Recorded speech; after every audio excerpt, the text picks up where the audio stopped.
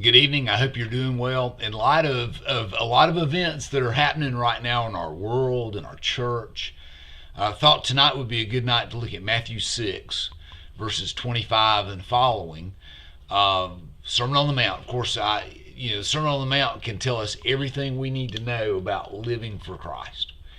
And in every way, if you 99% of what we face in life, you can go back to the Sermon on the Mount and it speaks to those life situations.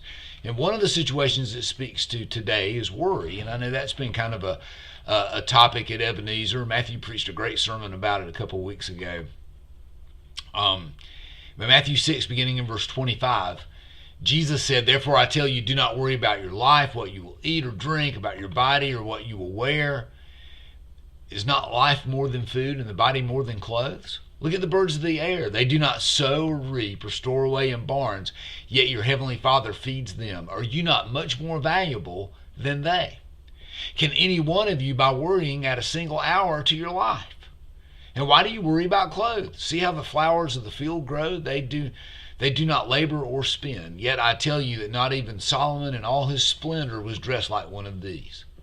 If this is how God clothes the grass of the field, which is here today and tomorrow is thrown into the fire, how much more will he clothe you? You have little faith. So do not worry, saying, what shall we eat, or what shall we drink, or what shall we wear?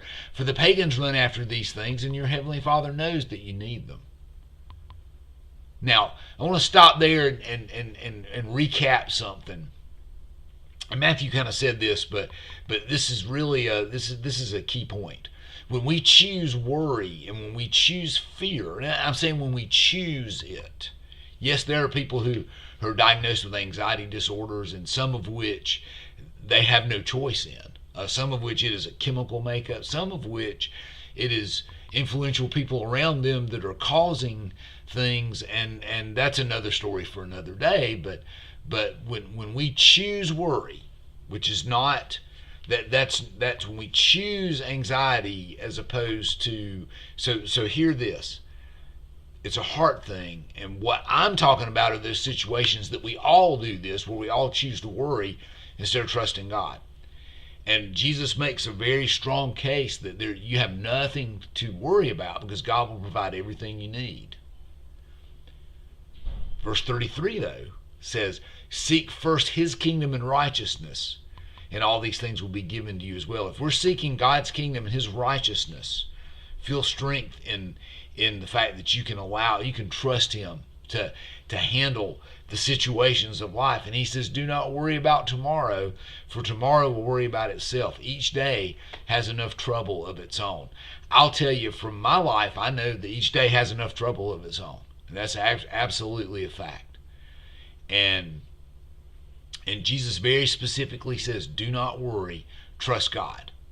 Okay? Now, again, and we're talking about this Sunday in a different context. We've got something to bring to the table, and that's to seek first his kingdom and his righteousness. And do the right things as best we can in every situation. And God will take care of you, even if it's not in the way you think it should be. God will take care of you. So, if you want a homework assignment, read the entire Sermon on the Mount. It is just awesome. And I hope you have a great week. I hope you're not watching too much news and listening to too much chatter, but just seek God first. He is going to order all these other things. Promise. He promises. Have a great night.